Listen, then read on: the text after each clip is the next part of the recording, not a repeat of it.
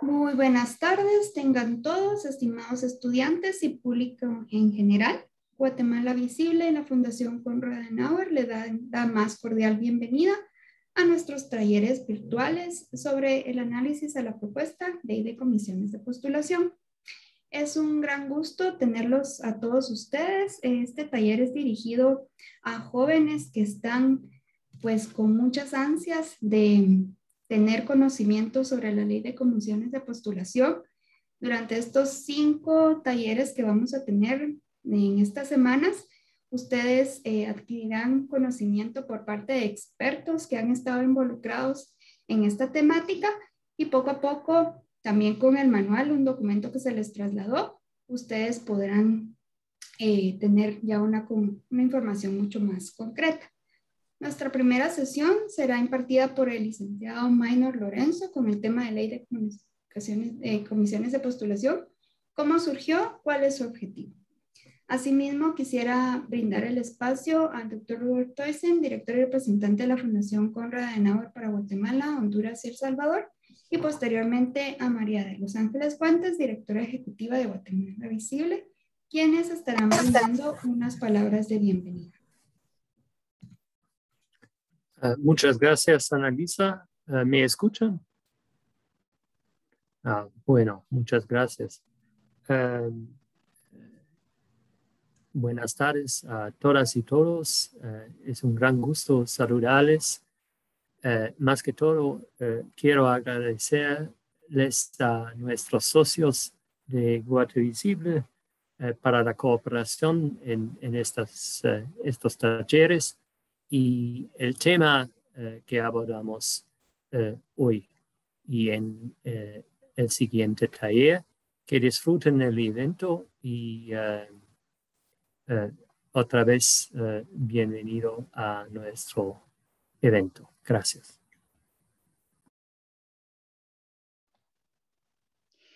Muchas gracias, embajador. Muy buenas tardes para usted, para el equipo de la Fundación Konrad Adenauer, el equipo de Guatemala Visible que está siempre aquí con nosotros haciendo todo lo posible porque estos eventos salgan bien y sobre todo a todos ustedes jóvenes. Veo que ya tenemos un número grande de todos los que se inscribieron, así que lo primero que le quiero decir a cada uno de ustedes es felicitaciones. Me gusta muchísimo encontrar esa respuesta de los jóvenes porque en este país hay mucha, ¿cómo les diríamos a todos los que opinan? Todos son expertos, todo el mundo habla, pero en realidad hay pocos que se toman la molestia de entender los temas para poder opinar y poder hacer algo al respecto. Así que, primerísimo, mi felicitación para cada uno de ustedes porque este es el primer paso. Si queremos ver un mejor país y poder decir con toda la solvencia moral, quiero que esto funcione mejor, es porque yo sé cómo funciona y cómo debería funcionar digamos, plasmado en nuestra ley. Así que este primer paso es excelente. Les damos la más cordial de la bienvenida a este taller. El taller particularmente va a versar en relación a la ley de comisiones de postulación en el contexto que se dio cuando se aprobó, todo lo que ha pasado históricamente para que ustedes comprendan un poco más por qué es que estamos en el momento en el que estamos y todos los problemas que se dan en estos procesos de selección. La información es muy relevante además en este momento porque estamos muy próximos a una de estas postuladoras de gran importancia. Va a haber un cambio en el Ministerio Público y se va a nombrar a un nuevo o a una nueva fiscal general.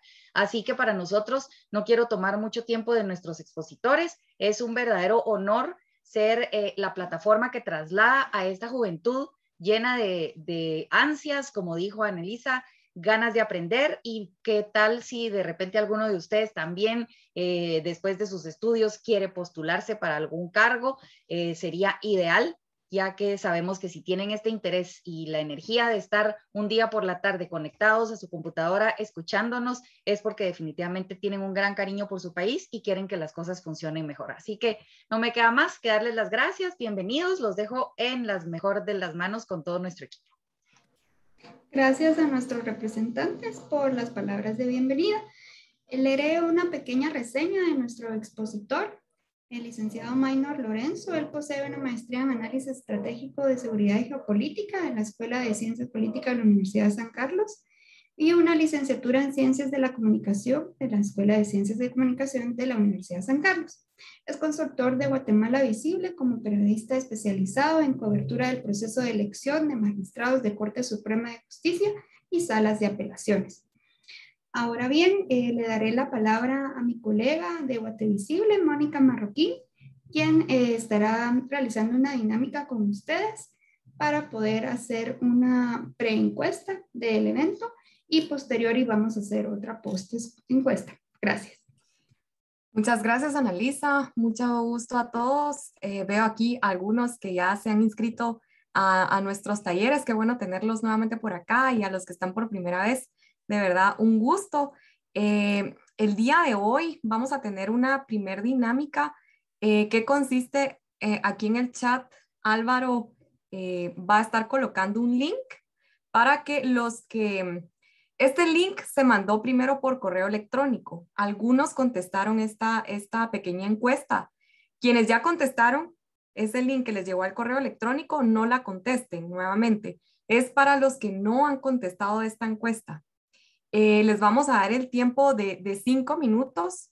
Es una encuesta para más o menos medir cómo está su conocimiento previo al taller, y al finalizar el taller vamos a estar realizando otra vez la misma encuesta, ¿verdad? Así que no se sientan presionados, ¿verdad? Si hay algunas preguntas que no conocen, ¿cuál es la respuesta?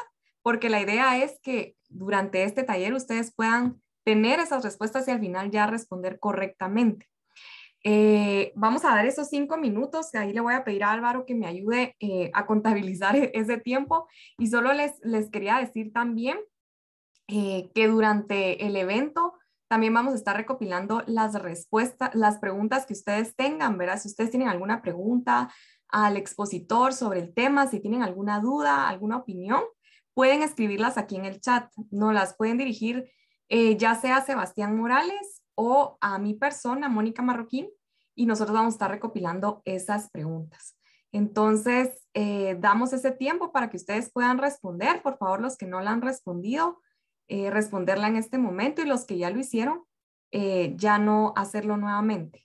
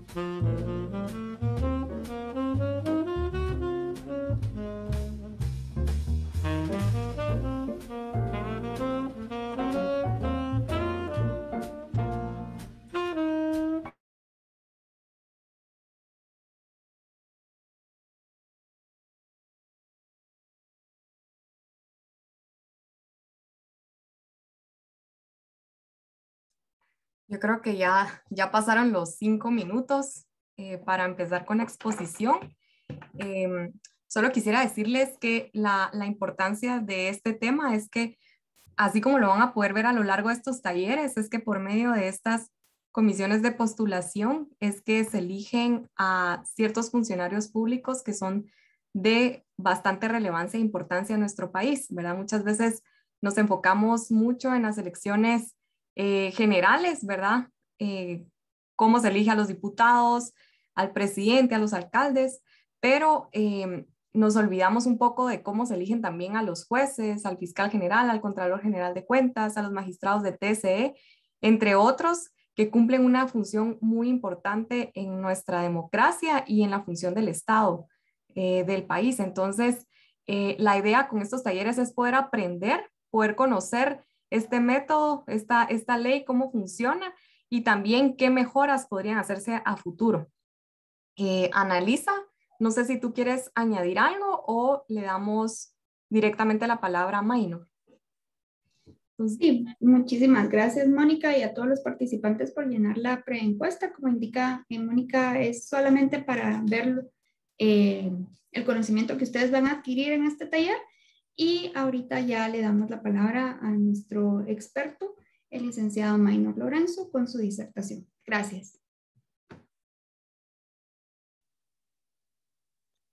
Muchísimas gracias.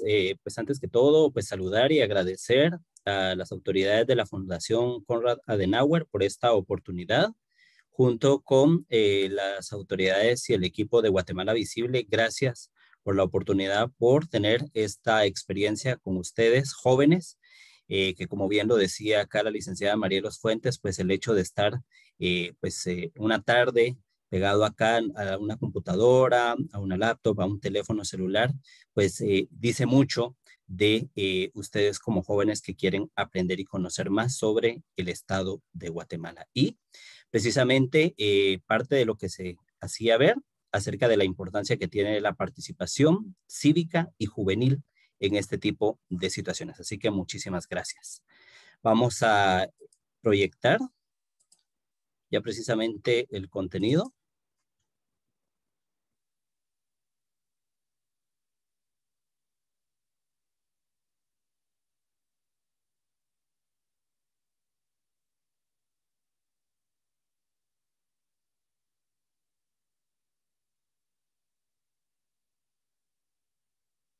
Agradeceré si me pueden confirmar si se puede ver la presentación.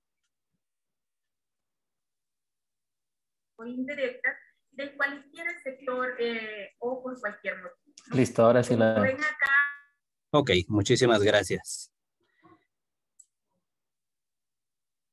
Bueno, básicamente como parte de esta apertura de este seminario, que pues lo conforman 4 talleres y un conversatorio, pues habría que hacer solo pues la salvedad de que mucho de lo que hoy se estará compartiendo acá pues podría generar bastantes dudas, interrogantes y la intención es esa, ¿verdad?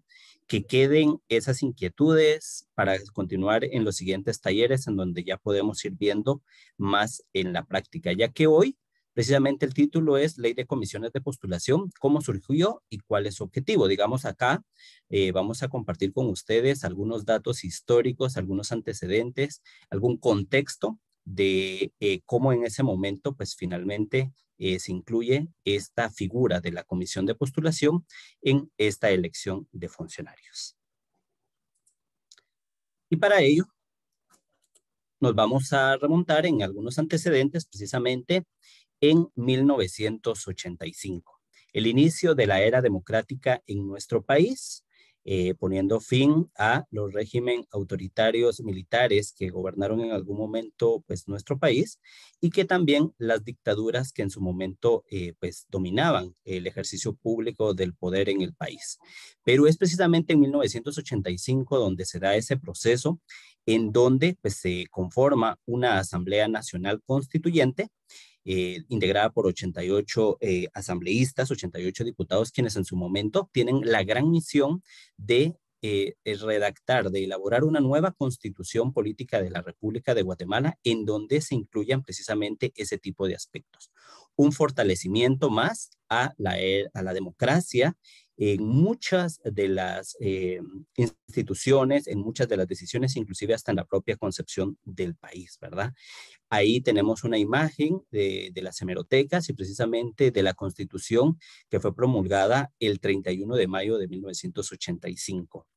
Es precisamente en este contexto cuando pues, se inicia los debates para crear una ley de comisiones de postulación.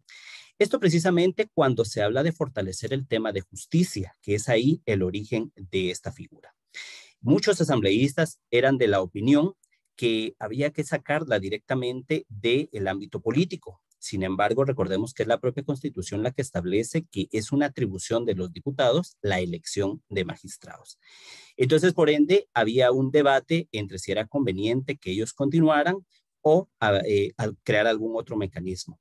Para ello, pues se hicieron algunos debates precisamente en donde había un grupo denominado de los 30 que elaboró un proyecto en donde se pretendía incluir a otros sectores de la población para participar en esto y de alguna forma hacerlo más democrático, más representativo y que tuviera menos tinte político, si lo queremos decir, a pesar que era el propio Congreso el que tenía que elegir.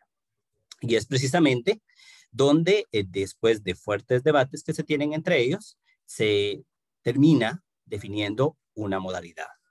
Precisamente en la Constitución de 1985 se establece que los diputados eligen a los 9 magistrados de la Corte Suprema de Justicia de ese entonces.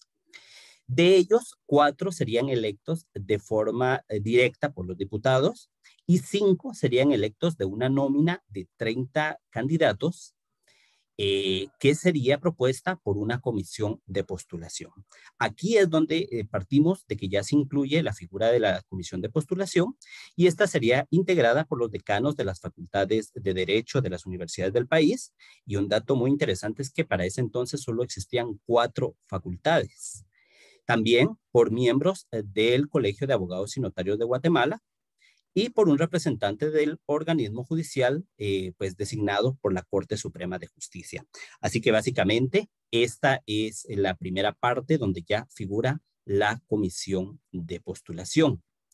¿Y por qué incluir a estos otros sectores del país? Pues en palabras del constitucionalista Alejandro Maldonado Aguirre, quien recordemos también fue presidente del país, pues él nos dice una frase que leo textual y era crear estos 3 cuerpos electorales de amplia base que en la especialización representan los sectores judicial, académico y profesional. Estos 3, por varios miles, constituyen un reflejo del componente nacional, diverso tanto en lo económico, en la formación académica, plural y en la concepción política. Frase textual del constituyente. ¿Qué nos quiere decir esto? Que básicamente lo que se quería era una participación muchísimo más amplia, democrática, participativa en este proceso, pero no podían quitarle la atribución que tenían los diputados. Así que por ende es que tanto abogados que ejercen como decanos, que son los que imparten en la academia estos cursos, como el propio organismo judicial, que es la parte pues, interesada en estas elecciones, pues tenían ya una participación directa en esta parte. Vamos ahora a 1993. En este año, pues no sé si muchos de ustedes ya pues, habían nacido, otros posiblemente no, pero se da el denominado autogolpe de Estado, cuando el presidente de la República, Jorge Serrano Elías, disuelve el Congreso, la Corte Suprema de Justicia, la Corte de Constitucionalidad y hay una destitución de funcionarios. Es precisamente esta situación la que finalmente se termina de concretar en mayo de 1993, precisamente, y esta situación no fue avalada por la Corte de Constitucionalidad. De aquí la importancia del por qué estos pesos y contrapesos en las diferentes instituciones de Estado, en los diferentes poderes de Estado. Al no poderse concretar esta disolución, se reintegra nuevamente el Congreso, reintegra la Corte Y uno de los grandes retos que se tiene en ese momento con la elección de un nuevo presidente es, hay necesidad de reforzar nuestra constitución. Hay necesidad de mejorar nuestro sistema de gobierno para que no ocurra este tipo de situaciones. En estos momentos de quiebre social es cuando finalmente se da una reforma constitucional que aprueba el Congreso con el aval del presidente, pero también con un elemento importante que es la participación ciudadana. Recordemos que una reforma constitucional debe ser aprobada por la población a través de una consulta popular que se realizó precisamente para esos meses cuando se aprueba, y la mayoría de guatemaltecos votó por el sí, por esos cambios. Es allí entonces donde vemos también la participación de la ciudadanía. Producto de esto, entonces, ya en la Constitución se amplía el mecanismo de la comisión de postulación para la elección, ya no solo de magistrados de la Corte Suprema de Justicia, también se incluyen magistrados de la Corte de Apelaciones y otros tribunales, del Contralor General de Cuentas de la Nación, del Fiscal General de la República y Jefe del Ministerio Público y del Procurador de los Derechos Humanos. Digamos que ya aquí se amplía esta figura hacia estas otras elecciones de mucha importancia según los artículos que establecen ya en esa Constitución. Vamos a irnos 3 años después, precisamente en 1996, cuando se da por finalizado el conflicto armado interno con la firma de los acuerdos de paz. Y que la importante relación que tiene esta parte, precisamente esta parte histórica, es que en este momento, al poner fin al conflicto armado interno, pues se da una aprobación de 12 acuerdos firmados desde muchísimo tiempo atrás, en donde se busca, entre otros de los grandes temas, no solo poner el fin a la guerra como tal, era el reconocimiento y la participación social y ciudadana y de los diferentes sectores que la aglutinaban, incluyendo el sector indígena. Entonces es básicamente ahí donde se abre un nuevo espacio para la participación ciudadana organizada en el acompañamiento del funcionamiento del Estado. Ya surge más organizaciones sociales que quieren aportar, que quieren colaborar, que quieren ver de qué manera fortalecen a nuestra democracia en ese entonces. Recordemos que ahí estamos hablando de 11 años de democracia, de 1985, y por ende, pues la participación de la población era muy importante. Es ahí donde también, por medio de los acuerdos de paz, que se plantea la justicia transicional.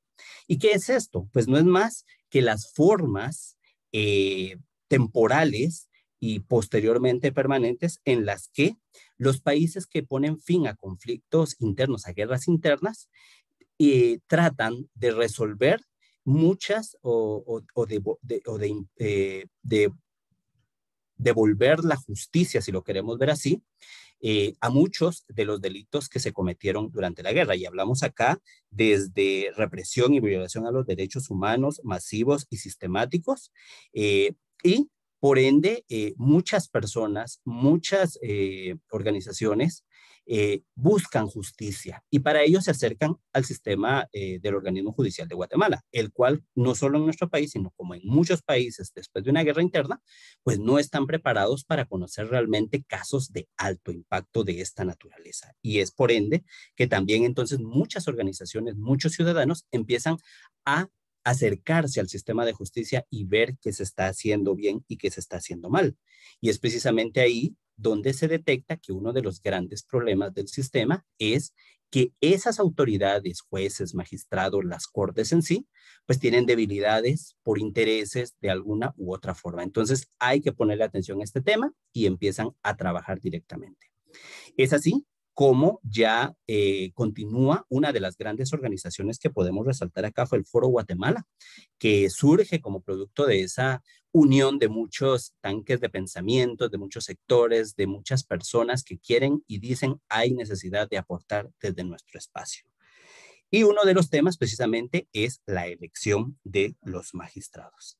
Pues pasan los años en este debate que incluye ya acercarse a la clase política, porque recordemos, al final de cuentas el Congreso es el que aprueba las leyes y el que modifica muchos de estos procedimientos.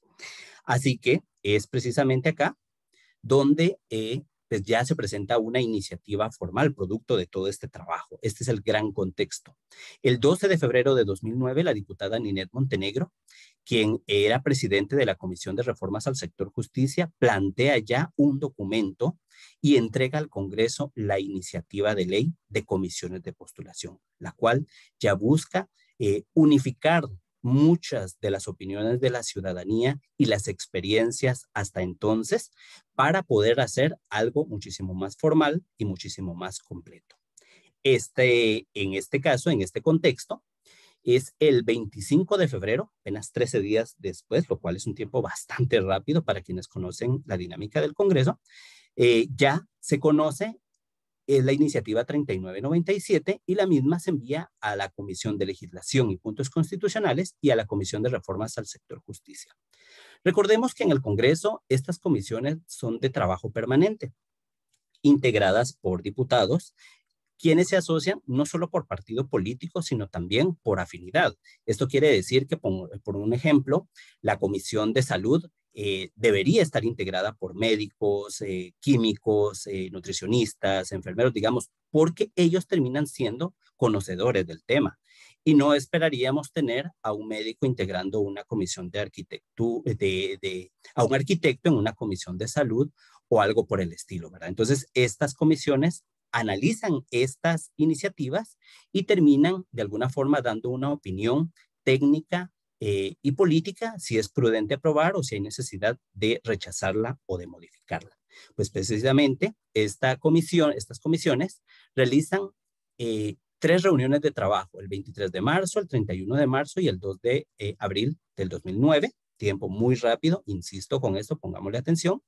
Y aquí se incluye a las organizaciones, a la sociedad civil. Ojo que aquí nuevamente hablamos de la participación ciudadana organizada, de quienes se recogen muchas impresiones y muchas opiniones con respecto a esta ley.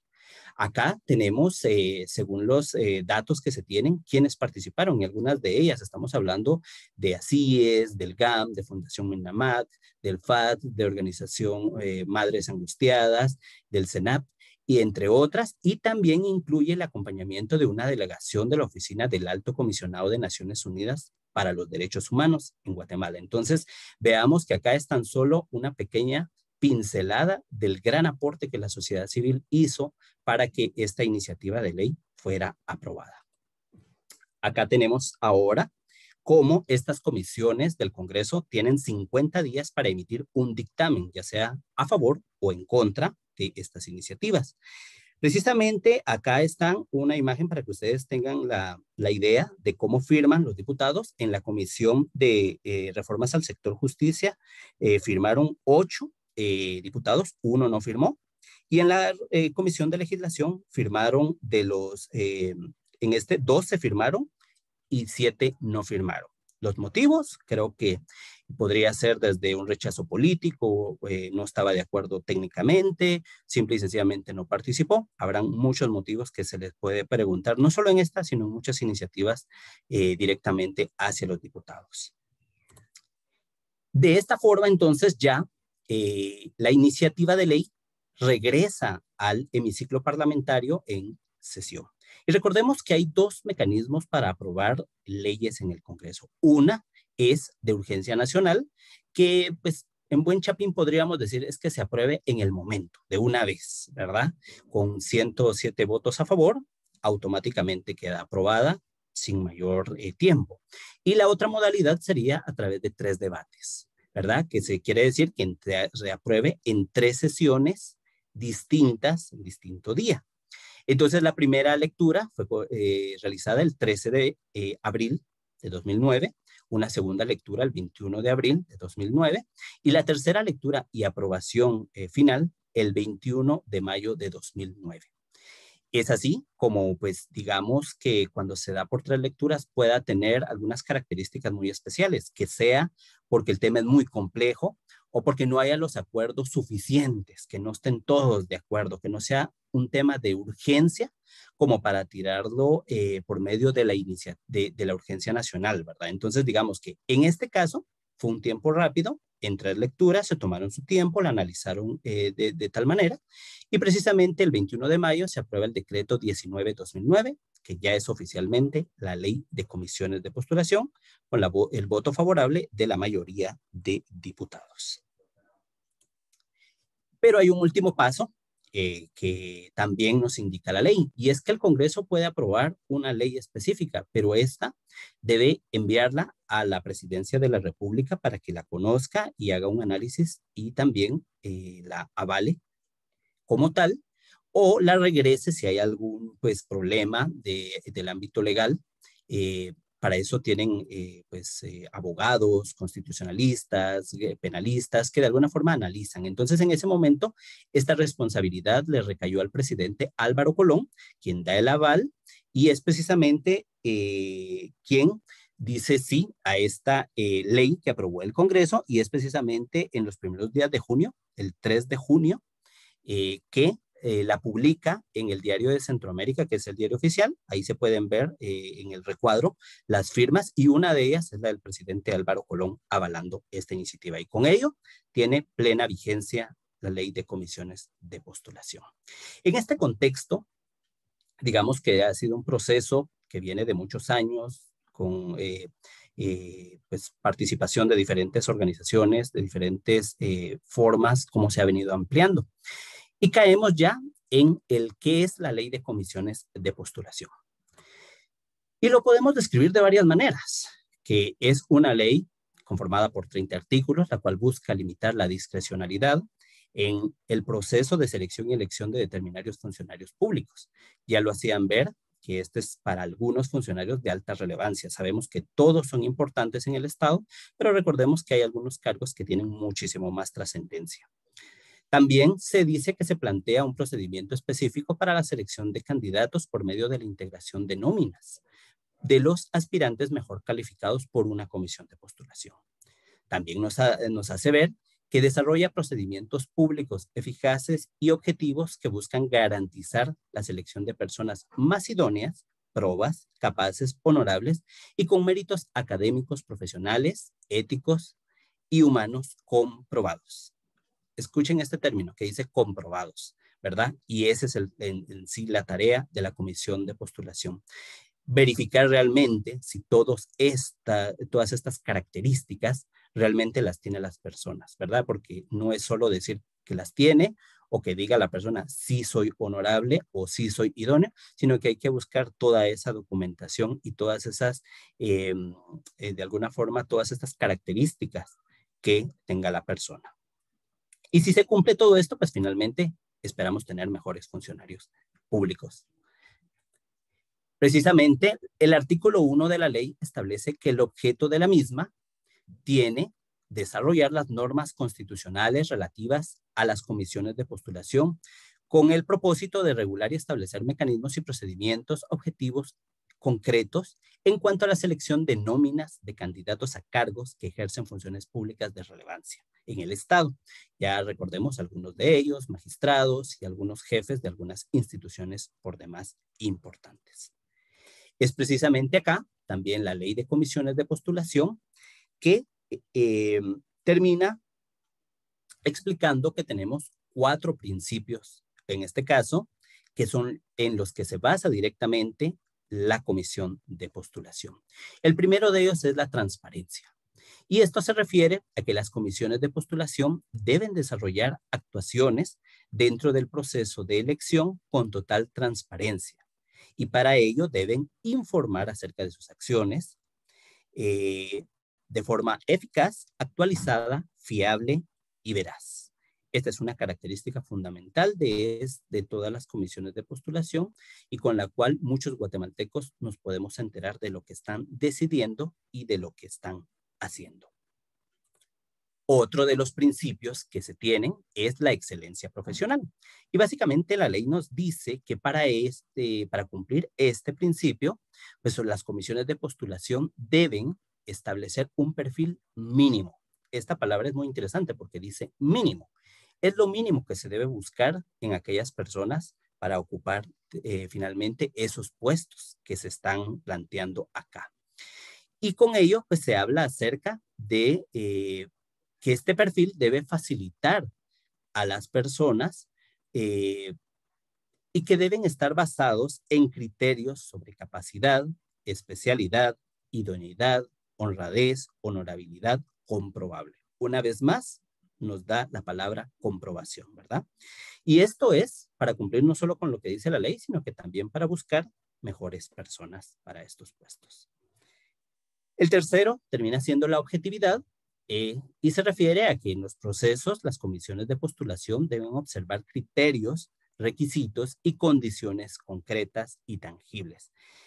En los factores de ponderación, establecidos previamente y eliminando aquellos criterios, requisitos, condiciones subjetivas y discrecionales. Lo que se busca es tener un proceso lo más centrado posible, quitando muchas de las ambigüedades. Esto es lo que nos establece este principio. Y el cuarto, que es la publicidad. Nos dice que todos los actos que realicen las comisiones de postulación son públicos. ¿Y qué quiere decir eso? Que cualquier guatemalteco interesado en conocer algún proceso, cómo se realiza y todo lo que conlleva, pues puede participar observando esto. Y para ellos, en muchas de las comisiones de postulación se hacen en lugares públicos, en lugares abiertos, o bien se da a conocer previamente dónde se va a realizar para que cualquier persona pueda participar en ello. Así que ya con estos 4 principios fundamentales, pues yo quisiera ahora pues interactuar con ustedes y hacerles una pequeña pregunta. Y es, ¿a cuál de los 4 principios creen que se le tiene que dar esa mayor importancia, esa mayor relevancia? ¿O con cuál de estos 4 creen ustedes realmente que se puede lograr el gran objetivo que es tener mejores funcionarios en estas elecciones? Para ello, no sé si el equipo acá me puede apoyar para poder hacer esta pregunta y que ustedes nos puedan responder sobre cuál de estos 4 principios de la ley de comisiones de postulación creen que es el más importante para cumplir su objetivo. Si gustas, podemos avanzar un momento en la presentación y ahorita voy a preparar la encuesta. Ok, con mucho gusto. La idea de esta precisamente es conocer la opinión de ustedes, esta valoración, porque las diferentes comisiones de postulación tienen que realizar todos sus actos desde los criterios, los formalismos, las evaluaciones, digamos, toda esta parte la deben realizar directamente cumpliendo estos 4 principios. Toda acción debe ser transparente, buscando la excelencia profesional, siendo objetivos y publicitando todo acto. Así que vemos que por ahí ustedes ya están respondiendo. Agradecemos esa participación y esa interacción y aprovecho el momento para recordarles que ustedes cuentan también, ya recibieron con un manual que fue diseñado exclusivamente para estos talleres, para que puedan ampliar su conocimiento y también para que puedan tener ese respaldo en cuanto a pues, lo que acá se dice, no solo en este taller, sino en los siguientes talleres y en el conversatorio, acerca de la ley de comisiones de postulación, lo que es, cuál es su objetivo, pero también de cómo se ha puesto en práctica y cómo se ha desarrollado. Ya estamos hablando que son básicamente más de 12 años, desde 2009, ya estamos en 2021, en donde se ha podido cumplir este mecanismo. Creo que por ahí vamos a ir cerrando los 2 minutos. Vemos los resultados. El 32% le da una valoración a la transparencia, en igualdad 32%, a la objetividad, un 22% a la excelencia profesional y un 9% a la publicidad. Interesante el resultado de esta pequeña dinámica que podemos hacer con ustedes. Muchísimas gracias por participar. Continuando ahora precisamente con la exposición, vamos a preguntar pues precisamente en qué caso se aplica la ley de comisiones de postulación. Y es precisamente ahora, además de los magistrados de Corte Suprema de Justicia, Corte de Apelaciones, el Contralor, el Fiscal General, jefe del Ministerio Público, el Procurador de los Derechos Humanos y el director del Instituto de la Defensa Pública Penal. Este es una institución relativamente nueva y por ende se incorporó a este mecanismo. Y también los magistrados del Tribunal Supremo Electoral. Esto solo vamos a hacer una salvedad, ya que la elección de los magistrados se rige por el cumplimiento de la ley electoral y de partidos políticos, que es de un rango constitucional y está por arriba de la ley de comisiones de postulación. Entonces, la comisión de postulación utiliza esta norma de manera supletoria. ¿Qué quiere decir? Que lo utiliza, pero no se rige directamente, pero sí utiliza mucho de este mecanismo, ya que es una comisión de postulación. ¿Cómo se integra una comisión? Vamos ahora a que podríamos definir que hay 3 orígenes de los comisionados. Una por cargo, ya que hay algunos cargos que tienen la atribución automática de ocupar un puesto en alguna o varias comisiones de postulación. Este es el caso, por ejemplo, el rector de la Universidad de San Carlos, quien por ley debe presidir la comisión de postulación en la elección de candidatos a magistrados del Tribunal Supremo Electoral. Una segunda por nombramiento, ya que algunos son nombrados por un grupo de personas que ejercen un cargo de igual categoría o a través de elecciones internas o por consensos. Háblese cuando son rectores o decanos, no necesariamente todos, sino que solo algunos, dependiendo del proceso que sea. Y 3, por un voto, que podríamos decir que es un voto gremial, ¿verdad? Ya que son aquellos comisionados electos en representación de un gremio profesional. Aquí incluimos a los colegios profesionales y que son electos por medio de un proceso de votación secreta. Acá podemos hablar ahora de los rectores, que la mayoría de comisiones son integradas con la con la representación de un rector, entendiendo pues la alta figura e investidura de uno de los rectores de las universidades, recordando pues la calidad académica, profesional, de estas personas, pero también ellos se integran en un foro de rectores de Guatemala en donde hacen sus elecciones internas, ¿verdad? En este foro no solo pues, tratan el tema de la comisión de postulación, sino que también abordan otros temas con respecto a la educación y de coyuntura nacional. También tenemos a los decanos. En la mayoría de comisiones están todos los decanos de las facultades afines al funcionario a elegir. ¿Qué quiere decir esto? Que los decanos de las facultades de Derecho van a intervenir en aquellos que buscan a alguien del sector justicia y los decanos de las facultades de Ciencias Económicas, Auditoría o Administración al Contralor, ¿verdad? Entonces hay que marcar esa diferencia entre uno y otro. Y en algunas son todos y en algunas solo se nombran algunos decanos. Y finalmente a los representantes de los colegios profesionales, que la mayoría de comisiones tienen representación de los colegios afines y para ellos son seleccionados por procesos electorales internos entre sus agremiados, los colegiados activos a nivel de todo el país. Recordemos que los colegios profesionales también se integran por un tribunal electoral, quien hace una convocatoria, inscribe candidatos o por planillas, manda a imprimir papeletas, hay un día para una primera vuelta, si hay necesidad de una segunda vuelta, si hay necesidad de que sea solo un ganador por mayoría de votos, o si es que sean varios por representación de minorías. Entonces, todo depende de la comisión de postulación a la que nos refiramos. Ustedes en los siguientes talleres se van a dar cuenta, o en el manual, que no todas las comisiones se integran de la misma manera o con la misma cantidad de personas.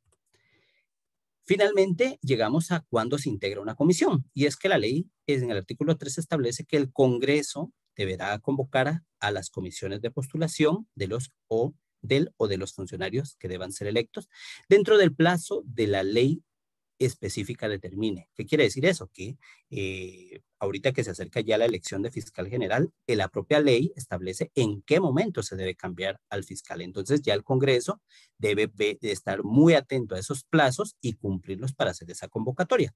Pero también la ley nos dice que si no hay un plazo como tal, pues debe convocar con 4 meses de anticipación a que termine el plazo la persona a la que se va a sustituir.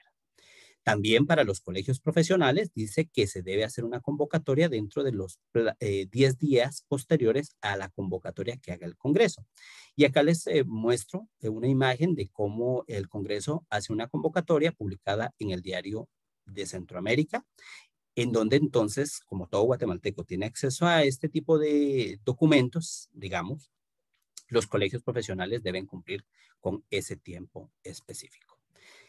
Y precisamente ya el último paso sería el acto de juramentación, que es cuando ya están electos el rector o los rectores, el decano o los decanos, los representantes de los colegios profesionales, y la juramentación que la toma el Congreso de la República. Y recordemos, ¿por qué el Congreso? Porque el Congreso de la República termina siendo el máximo órgano del Estado representado. Acá tenemos a los diputados de los diferentes partidos políticos, de las diferentes tendencias o corrientes políticas, pero también es donde hay hombres, mujeres, de la diversidad sexual, hay jóvenes, hay personas adultas mayores, hay universitarios o hay personas tal vez con un mínimo grado de escolaridad. ¿Qué quiere decir esto? Que básicamente es ahí una muestra, una pequeña representatividad de lo que es toda nuestra sociedad. Así que siendo así, precisamente vamos ya llegando precisamente a cerrar esta pequeña contextualización de la ley de comisiones de postulación. Finalmente es cómo surgió y cuál es su objetivo. Precisamente es de esta manera, a grandes rasgos, tratando. Ahí estamos. Es de esta forma como en un contexto muchísimo, pues de bastantes años, se termina dando el surgimiento y su inclusión en la Constitución, su ampliación también en la Constitución por medio de una reforma constitucional, y el planteamiento de una iniciativa, la aprobación directamente en el Congreso y finalmente lo que nos dice la ley que está actualmente vigente. Como les decía en un inicio, sabemos que mucho de esto se ha puesto en práctica, ya son más de 12 años, varios procesos, y hay lecciones aprendidas, pero esto lo vamos a ir viendo en los siguientes talleres con los diferentes expositores para ir conociendo realmente si se cumple y cómo se cumple este tipo de normativa específica. Así que voy cerrando de esta manera por acá mi intervención. Agradeceré ahí a los compañeros que nos digan cómo Gracias, podemos. Minor. Ahí pueden estar colocando sus preguntas en el chat, ¿verdad? Se las pueden enviar directo también a Sebastián. Vamos a pasar en un momentito a las preguntas. Solamente antes de pasar a las preguntas para que nos las responda Minor, vamos a colocar nuevamente en el chat la encuesta para que todos puedan llenarla, por favor. Vamos a dar ahí unos 3 minutitos y en lo que ustedes la llenan, posterior a eso vamos a estar, en lo que ustedes la llenan también pueden ahí ir colocando sus preguntas en el chat, ¿verdad? Si tienen alguna duda, si algo no les quedó claro de la exposición ahorita o si quieren ampliar algo más, en este momento ustedes pueden escribir ahí sus preguntas y nosotros se las vamos a estar trasladando a Minor para que tengamos un tiempo de esas respuestas, de preguntas y respuestas. Así que vamos a darles esos 3 minutitos para que puedan responder la encuesta. Muchas gracias.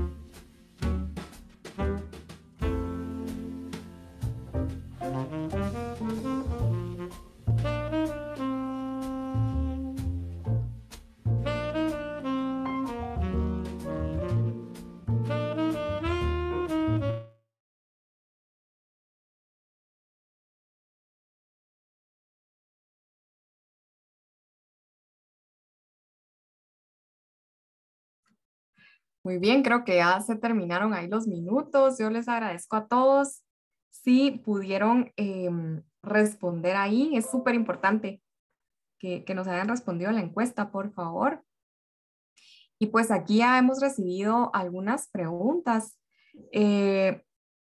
A ver, Maynor, te voy a hacer una como primer ronda de preguntas, que estas creo que van más que nada con como ampliar un poquito más el tema, ¿verdad? Preguntan acá que por qué participan, cuál es el objetivo de que participen los decanos en una comisión, la academia, ¿verdad? Si la comisión de postulación es permanente y, y antes de la ley, que estuviera la ley de comisiones de postulación como tal, poder ampliar un poquito más cómo se realizaba el proceso, ¿verdad? De elección. Si quieres, dejamos esas tres y después vamos con otras para que tú puedas responder ahorita. Ok, muchísimas gracias. Sí, recordemos que anteriormente a 1985, lo que nos dice pues prácticamente los documentos históricos es que recordemos, antes de la era democrática, Guatemala estaba pues ocurría una forma de gobierno pues bastante compleja debido a que estábamos en un conflicto armado interno y por ende también se daban los golpes de Estado, las dictaduras militares y en sí muchos de los mecanismos democráticos que hoy tenemos como el Tribunal Supremo Electoral y las elecciones como hoy las conocemos antes de 1985 no eran así.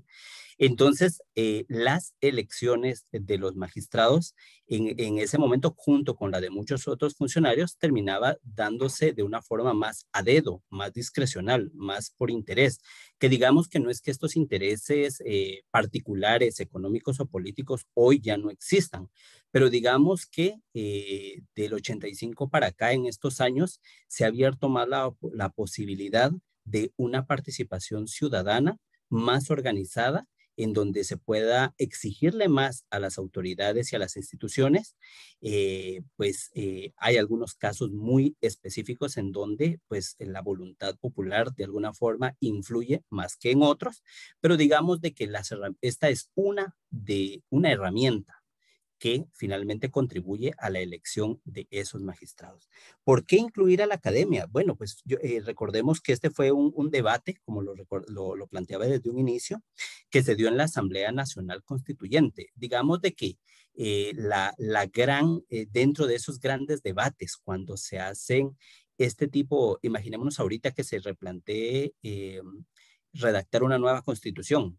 la calidad de personas que tendrían que estar en esas discusiones y las propuestas, porque lo que quiere uno en este tipo de situaciones es como reforzar, modificar, corregir todo lo que está pasando. Entonces, precisamente en ese momento se plantea abrir un poquito más esa elección de los magistrados de la Corte Suprema. Ojo que ese era el inicio, por eso lo decía.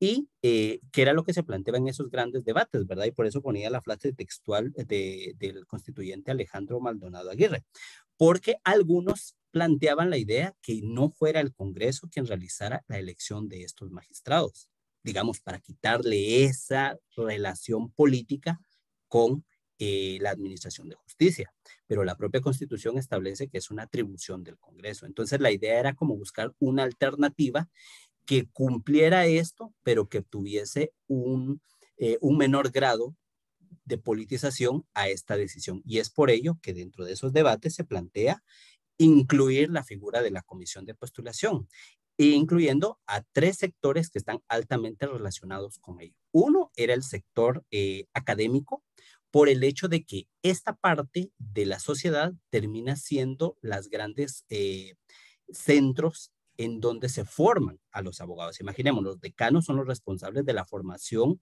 profesional de los futuros abogados. En segundo lugar, los colegios profesionales, porque ahí ya están graduados y están directamente ejerciendo su labor en otra función. Y el tercero, el propio sistema judicial, porque ¿quién mejor que ellos para conocer realmente el porqué de determinada persona sí o no, dependiendo si ya ha estado en el cargo? Entonces la idea era esto, reducir un poquito ese ámbito político, que al final de cuentas hoy podemos decir que pues, se podría dar o se da de determinada manera, pero digamos que esta comisión de postulación termina siendo una especie de filtro con estos otros sectores que participan, que influyen para reducir un tanto la discrecionalidad política de los diputados para poder decidir a una persona más a dedo.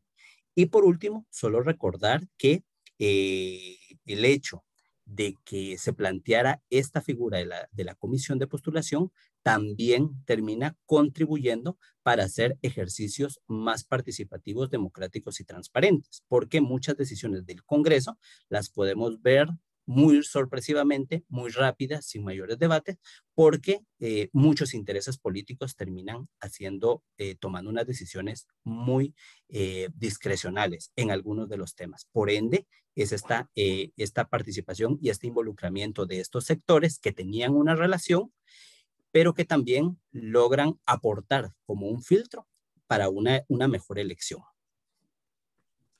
Gracias, Maynor.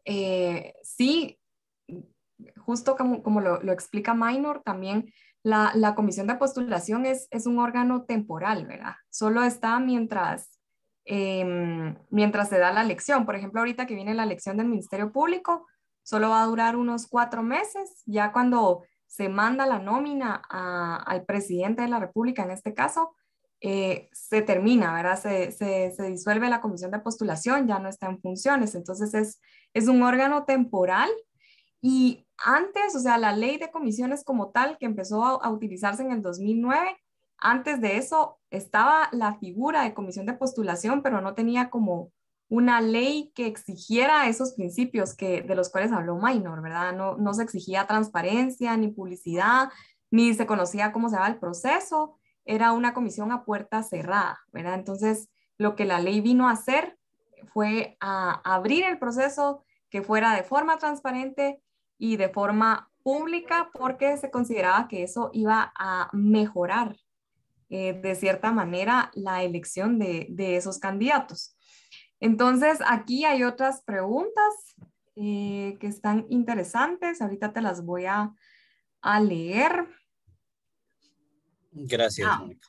Por ejemplo, aquí dice, con el criterio de excelencia profesional y el caso de Consuelo Porras, cuya tesis doctoral fue copiada de otra persona casi, ¿cuál fue el proceso para haberla escogido o que pudo haber salido mal para que nadie hablara de ese detalle?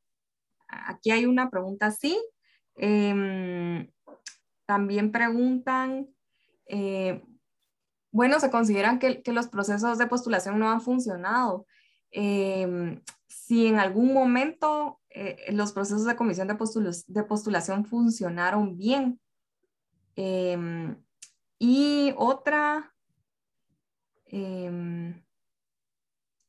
bueno, si la actual ley de comisión de postulación se ajusta a la realidad actual o contiene deficiencias que obligan a reformarla, ¿verdad? Yo creo que ahí tal vez valdría la pena, Maynor, de lo que también tú has estado en esos monitoreos, ¿verdad? De los procesos y puedes decir, ¿verdad? Cómo se dan en esos casos, ¿verdad? Porque Sí. preguntan, ¿verdad? ¿Qué pasó aquí? ¿Qué pasó una tesis que estaba con algunos problemas, ¿verdad? ¿Cómo son esos parámetros también que se dan dentro de la postuladora? Claro, claro, gracias. Sí, recordemos, es que por eso lo planteaba en un inicio y lo refuerzo al concluir mi intervención, el hecho de que hoy estamos iniciando y estamos poniendo el contexto y resaltando lo que en el papel, lo que la ley nos dice y lo que nos manda hacer. Pero en la realidad sabemos de que es muchísimo más complejo. Estos procesos son muy, muy, muy complejos.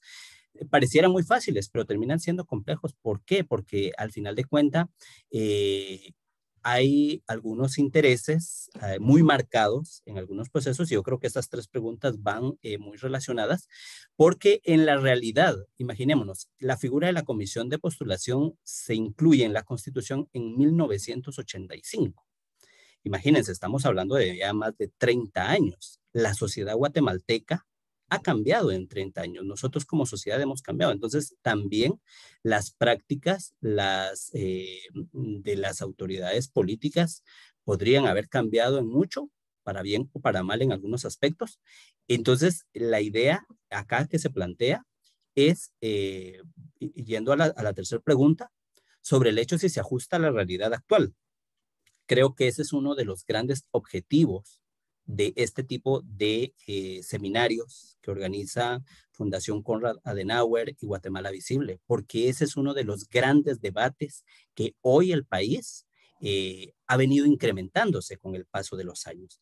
En las primeras comisiones de postulación, las lecciones aprendidas fueron A, B, pero ya después de 12 años de ponerla en práctica, ya esas lecciones aprendidas nos llegan hasta la X, Y o Z. O sea, cada vez puede irse incrementando más esas debilidades que de alguna forma requieren una modificación a la ley de comisiones de postulación. Y es que precisamente en lo que se hablaba, que del caso muy particular del actual fiscal Consuelo Porras, ¿qué fue lo que pasó? Bueno, al final de cuentas, cada comisión de postulación termina decidiendo muchas de las acciones que implementa que no están precisamente en la ley de comisiones de postulación. La ley decía que era de 30 artículos, pero si ustedes revisan la ley se queda un tanto corta a lo que hay que hacer. Y recuerden otra cuestión, que cabal cuando se decía el principio de perfil de profesional, se hablaba de cuestiones mínimas. Entonces, muchas comisiones de postulación, lejos de buscar criterios o máximos a buscar, terminan quedándose con lo pequeño que les termina pidiendo la ley y por ende no hacen más. Volviendo al caso muy particular de la persona que pregunta qué pasó con la tesis de acá, es que las comisiones de postulación carecen de dos grandes problemas, si lo podemos ver. Y uno es que no tiene un reglamento en donde haga estándares para que funcionen todas las comisiones de postulación. Esta es una de las grandes debilidades. Entonces ahí ya nos diría que todas deben hacer un poquito más y no solo quedarse en estas 5 páginas con 30 artículos de la ley, ¿verdad? Y este reglamento es una de las tareas pendientes que ha quedado desde su aprobación a la fecha, ¿verdad? En donde podríamos ir corrigiendo estas deficiencias. Y lo segundo, que las comisiones de postulación terminan siendo muy minimalistas en el hecho, imaginémonos, que para ser fiscal general le piden un requisito de presentar carencia de antecedentes penales y policíacos. Y estos hay que presentarlos impresos, o sea, así como los dan a cualquier ciudadano. Entonces, imaginémonos, hay expedientes de 100, 200, 300. Vimos un expediente que tenía más de 500 hojas. Entonces, terminan cayéndose en un minimalismo en donde el papel es lo que termina valiendo. Pero muchos de estos papeles con que se presente en un expediente se acepta como válido. No se utiliza tampoco la tecnología para verificar si muchos de estos documentos puedan ser originales. Vemos ahorita que hay un caso muy abierto, una investigación en el Tribunal Supremo Electoral, y lo que pasa es de que se presenta un documento, yo como comisionado dentro de un expediente de 500 hojas, lo veo y le doy checklist, está, pero nunca, digamos que estos órganos temporales han carecido de utilizar esa tecnología, esos sistemas de verificación y no contar con esos reglamentos que hagan que no ocurran este tipo de situaciones. Y el gran debate acá es, ¿hay necesidad de reformar la ley de comisiones de postulación después de más de 12 años de haberse puesto en práctica? Gracias, Minor. Sí, creo que hay varias preguntas que iban justamente con ese tema, ¿verdad? De reformar la ley de comisiones de postulación, definitivamente, ¿verdad? Y creo que sería muchísimo mejor poder llegar a reformar en tema constitucional para poder atacar más de fondo el problema de estas elecciones, pero hay dos caminos, ¿verdad? O es reformar por vía constitucional o la vía ordinaria de la ley, ¿verdad? Y sabemos que meternos a reformar la Constitución conlleva grandes peligros, ¿verdad? No es tan sencillo, hay que pensarlo bien. Es un poco más viable poder reformar la ley de comisiones de postulación, poder armar un reglamento, como bien decía Minor. Justo como lo mencionaba Minor, no hay dentro de la práctica de la comisión de postulación, no se verifica realmente si los documentos que llegan son documentos legales o no, ¿verdad? Si son documentos que están originales, ¿verdad? O si no están plagiados. Si son reales. De alguna forma. Tal vez si son reales. Esa podría ser la palabra más. Entonces, por ejemplo, la tesis que dio Consuelo Porras, no es que la tesis haya llegado a la comisión de postulación, ¿verdad? Solo llegó el título. Entonces, digamos, ahí es una cuestión más de las universidades, ¿verdad? Cómo están pasando los filtros para las calificaciones de estas tesis, porque a la comisión llegó el título, ¿sí? Porque la comisión no, digamos, no es la encargada de decir si se gradúa o no la persona, sino que se supone que ya pasó un filtro previo para haber obtenido un título. Entonces ahí las responsabilidades las tienen las universidades. Y ahí vemos muchos otros problemas, ¿verdad? Que hay que fortalecer, no solamente la ley de comisiones de postulación, sino que en este sentido también la calidad de profesionales que están saliendo de las universidades, ¿verdad? Entonces eso también es bien importante el poder verlo. Quizá ahora no sé qué otros métodos va a implementar la comisión de postulación que vaya a elegir al fiscal general. Seguramente va a salir este tema dentro de la postuladora para ver de qué manera puede cerrar esos espacios, aunque yo lo veo desde una perspectiva, o sea, como postuladores, como comisión de postulación, no tienen como la responsabilidad de ver si la tesis o no es una tesis que no tenga plagio, porque eso ya es el filtro de que le corresponde hacer a la universidad. Aquí preguntaban si las personas que conforman la comisión devengan algún salario y si lo devengan, ¿qué organismo del Estado es el encargado de hacer efectivo este pago?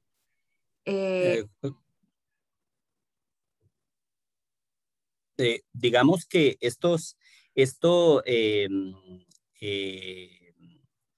el ser miembro de una comisión de postulación, digamos que es un servicio ad honorem, porque no hay un pago respectivo por prestar directamente ese servicio en primera instancia.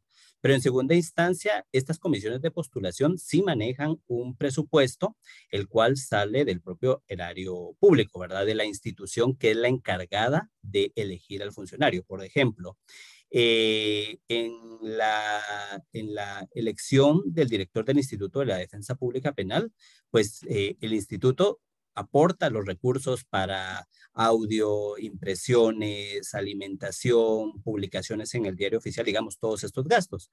Y si no, también termina siendo el Congreso de la República como pues ente máximo, que es el que convoca finalmente a las comisiones a que se integren, la que asigna un presupuesto, que eso fue lo que vimos ahorita. Digamos que hay una especie de combinación entre la entidad que debe ser electa y también del Congreso de la República, que es finalmente el ente que aprueba el presupuesto nacional, ¿verdad? Ese es, pongamos otro ejemplo, que ese termina siendo la otra deficiencia que tienen las comisiones de postulación, que no cuentan con una independencia económica, digamos, o con una disponibilidad económica, sino que todo lo que requieran se lo tienen que pedir a alguien más. Y acá hay unos gastos más allá, digamos, que superfluos, como alimentación, digamos. Imaginémonos las publicaciones que tienen que hacer en el diario oficial, ¿verdad? Que estas, las listas, los señalamientos, las nóminas, se publican en los diarios y los diarios cobran. Entonces, digamos, hay una dependencia económica de las instituciones encargadas que también podría ser una de las grandes debilidades que se tienen de parte de las comisiones al momento de estar ya en funcionamiento, ¿verdad? Que dependen de un financiamiento que les aporten como tal para poder desarrollar. Y en eso se limita también mucho del uso de la tecnología, que era lo que podíamos hablar, ¿verdad?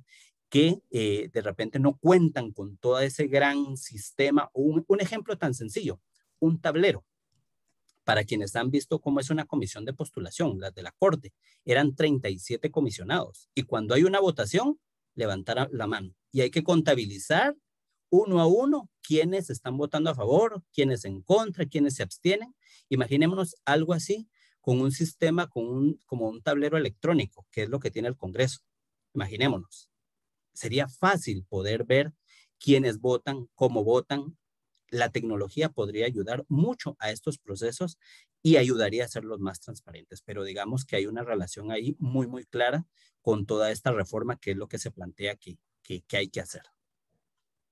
Gracias, Maynor. En efecto, ¿verdad? El objetivo del taller es ver precisamente cómo funciona esta ley y que durante este proceso de talleres que vamos a ir teniendo, ir viendo dónde están esas deficiencias y qué podemos nosotros también proponer para mejorar esa ley, ¿verdad? Entonces, ahorita estamos conociendo lo básico de la ley. En el manual ustedes van a poder encontrar un poco más específico el funcionamiento, si tienen alguna duda.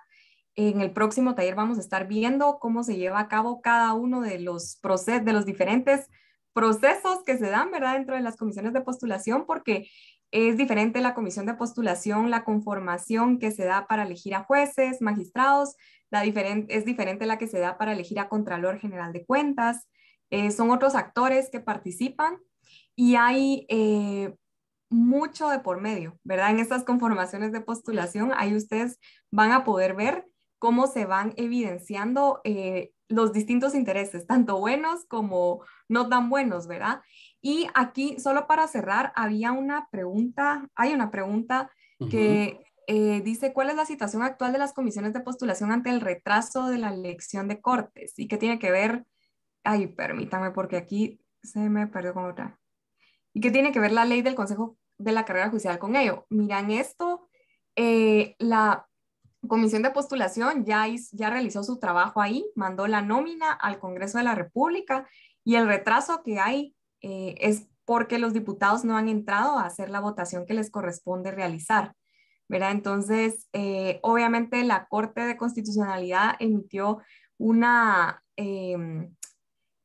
indicó cómo debía realizar la elección el Congreso de la República, a viva voz, votando uno por uno. Se excusan, ¿verdad? Que es mucho tiempo, pero tampoco han avanzado con nada. Entonces es una elección que está entrampada en el Congreso, pero digamos que ya el balón se pasó al Congreso. Ya la Comisión de Postulación realizó su trabajo. En su momento, el Consejo de la Carrera Judicial tuvo que ver porque tuvieron que hacer una evaluación, ¿verdad? De los jueces que venían de carrera. Hicieron una evaluación de desempeño para trasladar a la Comisión de Postulación esas calificaciones, ¿verdad? De los jueces que vienen de carrera. La ley de carrera judicial también es otra muy importante de prestarle atención y que necesita también un refuerzo, ¿verdad? Fue reformada en el 2016, pero se ha quedado sin un reglamento que le dé esa viabilidad también a la ley de la carrera judicial y al Consejo. Entonces, hay muchas cosas, ¿verdad? Dentro del sistema de justicia que son necesarias que es necesario el poder mejorar y fortalecer. Y a nosotros nos encantan estos temas, ¿verdad? Así que podríamos pasar aquí toda la noche hablando de esto, pero también por respeto del tiempo y que también vamos a tener varios espacios en las próximas semanas para que ustedes puedan ir planteando sus preguntas. Si no todo se resolvió hoy, el próximo taller y en el próximo vamos a estar viendo, el tercer taller vamos a hablar sobre las debilidades y fortalezas de la ley de comisiones de postulación y creo que ahí todos tenemos algo que opinar, ¿verdad? A favor o en contra de la ley y vamos a poder emitir ahí nuestras preguntas y nuestras opiniones. Yo le agradezco mucho a Minor la exposición, ¿verdad? El valioso aporte. Gracias, Mónica. Solo me gustaría cerrar con una pequeña idea, que es el hecho de que si ustedes se dieron cuenta en mucho de lo que se ha venido dando desde 1985 a la fecha con esta ley, no es 100% perfecta, pero ha tenido un componente muy valioso, que es la participación ciudadana, que creo yo que es parte del gran reto que se tiene acá, que es la participación del ciudadano organizado en este tipo de procesos que pueda llevar a mejor término. Y creo que este va a ser el gran éxito de este seminario con todos ustedes que están participando, ¿verdad? En el hecho de poder salir y reafirmar esa intención, conociendo los diferentes procesos, si hay necesidad de reformarla y cómo hay que reformarla, ¿verdad? Que creo que es el gran reto que tenemos, la gran lección que tenemos como país después de varios años de utilizar este proceso. Así que gracias, Mónica. Gracias, Minor. Entonces yo analiza, ¿verdad? Para que pasemos al siguiente punto, no se nos vayan a ir todavía porque hay algo importante que hay que hacer todavía. Estás en mute. Gracias, Mónica, por tu moderación y a nuestro experto Minor Lorenzo por su excelente disertación y el conocimiento trasladado a nuestros participantes y a todos ustedes por estar en esta noche con nosotros compartiendo este evento. Finalmente estoy agradecida con todos ustedes por haber participado en este evento y especialmente a nuestro experto Minor Lorenzo. Así que también estamos interesados en todas sus ideas y gracias por haberlas compartido. Como indicó Mónica, si no hay alguna que se pudo resolver en este momento, en los próximos talleres siempre vamos a estar dando este espacio para que ustedes puedan formular sus preguntas y por favor trasladárselas a los colegas que están haciendo la moderación. Vamos a dar un pequeño espacio para que por favor todos puedan encender sus cámaras para realizar una foto grupal del primer taller. Si son tan amables de encender sus cámaras y Álvaro nos estará apoyando en soporte técnico para tomar las fotografías. Con gusto, por favor. Voy a dar un par de segunditos en lo que todos inicien sus cámaras. Y en este momento procedo a tomar la primera fotografía de grupo.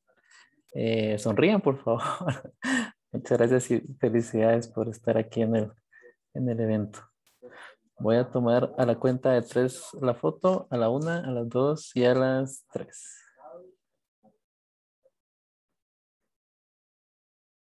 Voy con la segunda foto, a la cuenta de 3 también.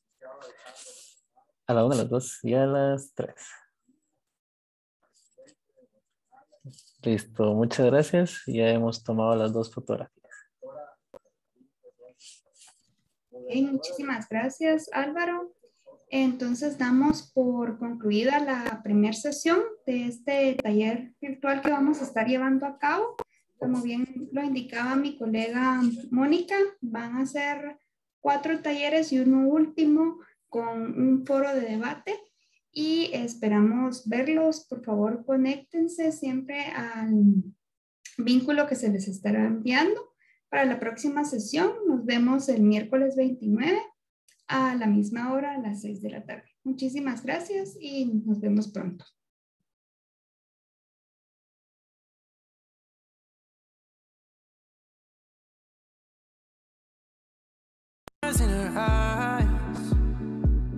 But all that she sees is darkness.